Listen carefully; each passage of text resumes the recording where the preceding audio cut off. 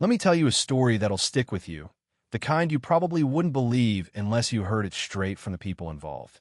Picture this: a $40 million mansion, all white marble and cold elegance, run like a tight ship by a woman named Victoria Blackwell, queen of pharmaceuticals, who could slice you open with a look and would barely notice she'd done it. Now, if you had walked into that house on that particular Tuesday afternoon, you'd have seen something you weren't supposed to see: Victoria's 7-year-old son, Oliver, who hadn't spoken in 2 years, sitting on the floor next to the cleaning lady. Yeah, the cleaning lady of all people. Victoria's heels clacked like gunshots across that marble as she demanded, "Can you explain why you are talking to my son?" Her voice, cold as an iceberg, filled the hall, and if you ever met her, you'd know she was the kind of person who never had to raise her voice to make herself heard. There was Lana Santos, blue apron on, calmly packing up her supplies, and little Oliver, book in hand, his eyes wide and blue brighter than anyone had seen in ages. Here's the thing about Lana. Nobody knew a thing about her past. To the Blackwell family, she was just the help, invisible, never speaking unless spoken to. No one guessed that she'd once been a linguistics professor, teaching at 3 universities until life hit hard. Her mom got sick, money ran out, and suddenly, she was scrubbing floors to pay the bills. But that's the kind of story people like Victoria never bother asking about. Victoria snatched the book from Oliver's hands, Italian, of all things, and demanded answers. "You thought you could use my son as an experiment?" she snapped. "He has severe autism. 3 of the best specialists in the country said so." Lana kept her voice calm, years of hardship showing in her steady gaze. "Sometimes children just need to be heard in the language that makes sense to them," she replied, and you could almost hear the tension snap in the air. Victoria scoffed, but then, as Lana knelt beside Oliver, something happened no one expected. The boy looked up, eyes bright, and whispered, "Mercy, madam." French, clear as day. You could have heard a pin drop. Victoria, for once, was speechless. Lana only smiled a little, quietly satisfied. "Children like Oliver aren't broken," she said softly. "They just speak a different language than we do." Now, you might think Victoria would embrace this miracle, but you'd be wrong. The next morning, she called Lana to her office, walls covered in charity photos like badges of honor, contracts stacked up high, and told her in no uncertain terms, "Stay away from my son. Clean the basement." That's it. Victoria never asked Lana about her credentials, her background, nothing. If she had, she would have learned Lana had a PhD from Columbia, specialized in cognitive development, published all over the world. But why bother, right? That afternoon, while Lana was sorting cleaning supplies in the basement, Dr. Marcus Chun, the family's pediatrician, came downstairs. "I heard what happened yesterday," he said. "Oliver hasn't spoken in 2 years. That was no random sound." He pressed. "Did Lana know something about special education?" For a split second, Lana considered lying. But she told him, PhD in linguistics, years working with neurodivergent kids, 43 cases like Oliver. "He's not severely autistic," she explained. "It's selective mutism, triggered by trauma and isolation. If you treat him like he's broken, he'll shut down completely." Dr. Chun gave her his card. "I believe you. I'll support your work," quietly, he said, and you could see the hope flicker back to life in Lana's eyes. That night, Lana made a call she hadn't dared make in years back to her old university. She asked her former mentor for intervention protocols, resources, anything to help Oliver. Little did she know, Sandra, the housekeeper, overheard her. And Sandra had a habit of running straight to Victoria with gossip. The next morning, Sandra marched into Victoria's office, triumph all over her face.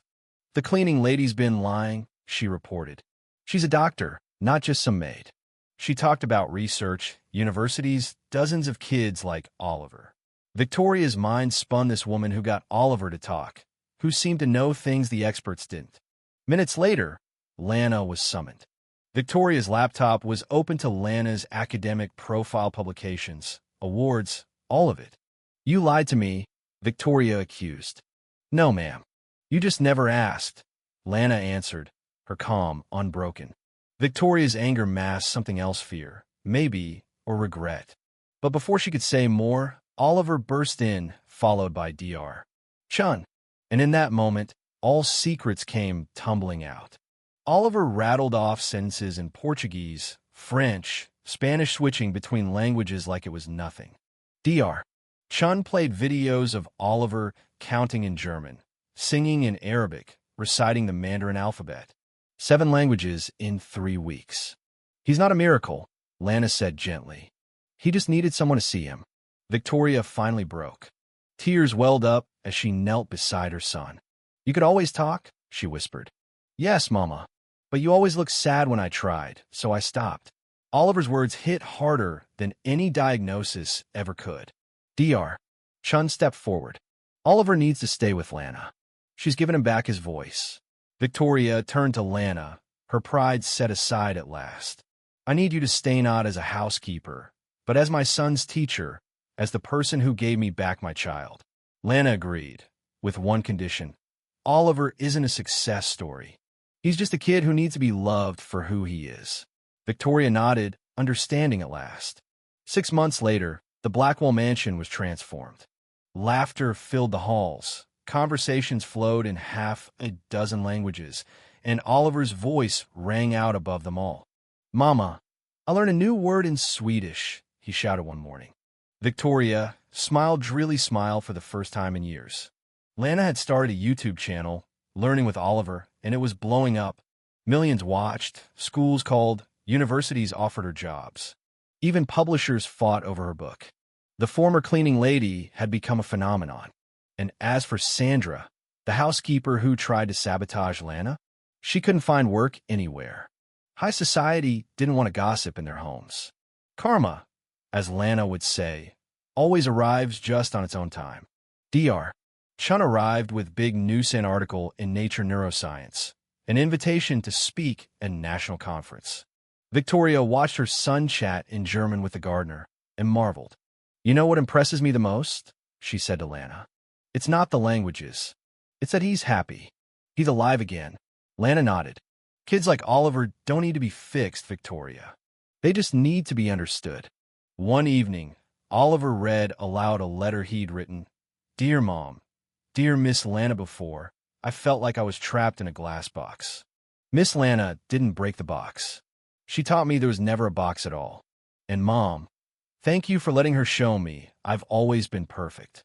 A year later, Lana and Oliver took the stage at an international education conference, his voice steady as he addressed 5,000 people. A year ago, they said I'd never speak. Today, I speak 9 languages because someone believed in me. She just had to show me how. The room erupted. Victoria watched, tears in her eyes, as her son once thought unreachable became living proof of what can happen when you dare to believe in possibility. Lana spoke next. A year ago, I was invisible. Now I'm here because someone decided to see me. Afterwards, a journalist asked, when did you know Oliver was special? Lana smiled. The first day, he looked me in the eye. All children are special. Some just need a different language to show their magic. Today, 2 years on, the Oliver and Lana Foundation has helped over 10,000 kids across the country. Victoria is now a passionate advocate for inclusive education. And Lana? She's shown the world that the best revenge isn't in tearing down those who underestimate us, but in building something so beautiful that no one can ignore it. So let me ask you, after all this, what do you think is right or wrong, justice or injustice? Does it matter where someone comes from or what letters they have after their name?